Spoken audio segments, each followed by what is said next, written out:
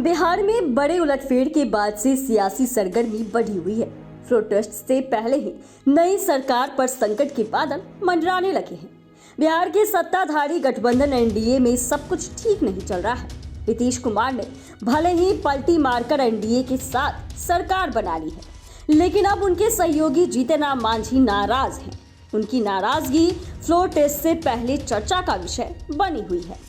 इधर महागठबंधन की ओर से मांझी को सीएम पद का ऑफर भी किया गया है। उधर जदयू विधायक ने ये कहकर चौंका दिया कि बहुमत परीक्षण में कुछ भी हो सकता है। तेजस्वी यादव भले ही कह चुके हैं कि बिहार की सियासत में खेल अभी बाकी है।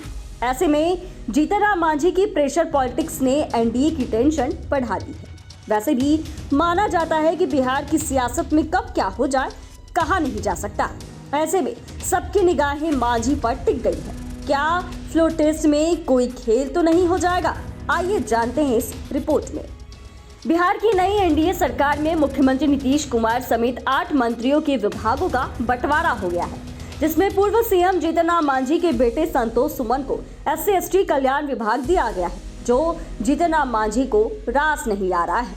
मांझी ने कम से कम नीतीश कैबिनेट में हम कोटे के 2 मंत्री पद की मांग कर रहे हैं और लगातार भाजपा जदयू के समर्थन वाली एनडीए सरकार पर प्रेशर बना रहे हैं।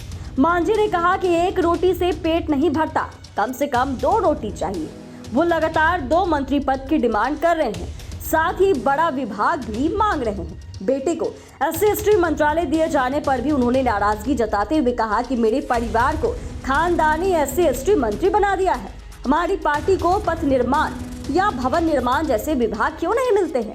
ऐसे में लोगों के मन में सवाल है कि मांझी फ्लोर टेस्ट में किसका साथ देंगे, क्योंकि मौजूदा परिस्थिति में मांझी पक्ष और विपक्ष दोनों के लिए महत्वपूर्ण हो गए हैं।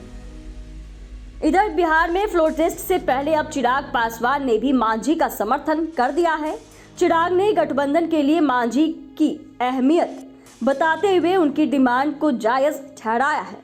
इधर 15 फरवरी को फ्लोर टेस्ट होना है। नई एनडीए सरकार के सामने पहली अग्नि परीक्षा स्पीकर अवध बिहारी चौधरी को हटाना है।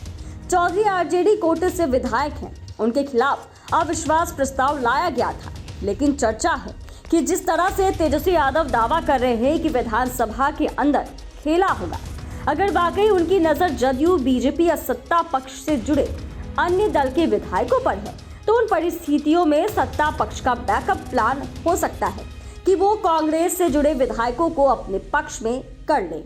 इसी को देखते हुए कांग्रेस विधायकों को हैदराबाद भेजा गया है। उधर विपक्षी खेमे में मांझी को सीएम पद का ऑफर दिया गया है। जदयू में कई असंतुष्ट विधायक हैं जो बीजेपी के साथ अपना भविष्य नहीं देखते हैं। यदि वे मांझी के साथ पाला बदल लेते हैं तो इससे बड़ा उलटफेर हो सकता है। बता दें कि जीतन राम मांझी की पार्टी हिंदुस्तानी आवाम मोर्चा के पास 4 विधायक हैं। मांझी के 4 विधायक फिलहाल पक्ष और विपक्ष दोनों के लिए महत्वपूर्ण हो गया है। वैसे भी एनडीए सरकार के पास भारी बहुमत नहीं है। उनके पास बहुमत से मात्र 6 विधायक ही ज्यादा है। माना जा रहा है कि जीतन राम मांझी को अगर सीएम का ऑफर एक बार फिर महागठबंधन की तरफ से मिलता है तो मांझी का दाव सरकार के लिए भारी पड़ सकता है।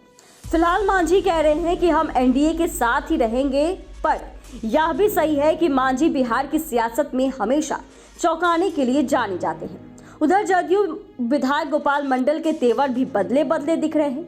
भले ही उन्होंने कहा कि नीतीश सरकार अपना बहुमत साबित करेगी, लेकिन उन्होंने यह भी कहा कि फ्लोर टेस्ट में कौन किधर घुस जाएगा यह कोई नहीं कह सकता।